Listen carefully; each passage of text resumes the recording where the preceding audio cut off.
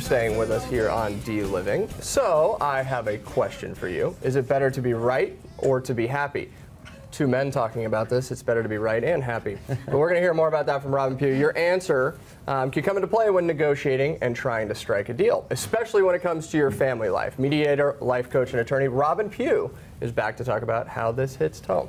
So you talked earlier in the show about negotiating in the business world. Tell us a little about negotiating in your personal life. Well, negotiation is really more an art than a science, and so it's built on the strength of the relationship that you have. And so presumably, your relationships are strongest at home, and so you have the opportunity to influence those that are in your family and also that interact with your family based on the quality of the relationship that you have. So it all starts there. It's a little ironic, two men sitting here talking about it without our spouses. So it's, you know, it's one of those things that it's the one-sided expert opinion. I'm sure our spouses would disagree. Well, we can be right and happy because they're not here. Exactly, exactly. So beyond just you know, we talk about personal life, we think about at the home, and we think about different things.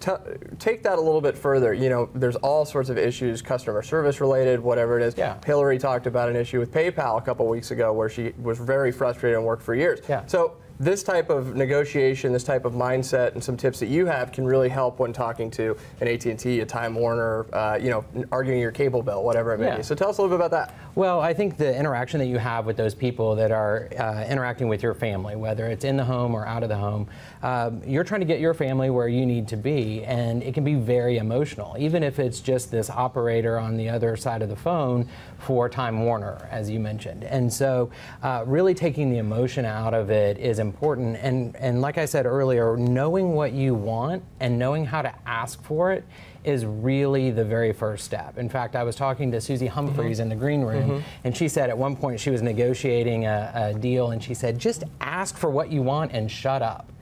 Because I think once you ask what you want, it opens an entire dialogue, and you have no idea what they're going to say. So Susie Humphreys, the expert on negotiation. I wouldn't want to be across the table from Susie. But tell us a little bit about, in terms of, you just said, you know, ask for what you want and then, you know, leave it there.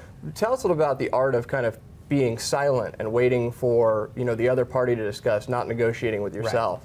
Well, I think, you know, like I said earlier, it's about influencing another person to your point of view, but the best way to do that is to be an observer, and being an observer is being quiet and listening to what others are saying. And so a well-timed question that's open-ended, that gives a lot of information while you're silent, really gives you the information that you need in order to position yourself to influence the other side in the way that you want. And that can kind of become a little bit uncomfortable if you're not used to it. So do you have any tips of what, you know, someone can actually do who's, you know, about to talk to their spouse about something that's important to them, negotiate with, you know, the AT&T? You know, what are some tips that you have beyond what we've talked about so far that can really kind of jumpstart someone's success and what they're trying to go for? Yeah, I mean, it's a great question, and I think practice makes better. And so if you can actually practice with a friend, if it's related to your spouse, or if it's somebody outside of the house, practice with your spouse and just say, hey, help me to understand how you think this conversation would go. And I would ask this, or I would say this. And so if you practice it,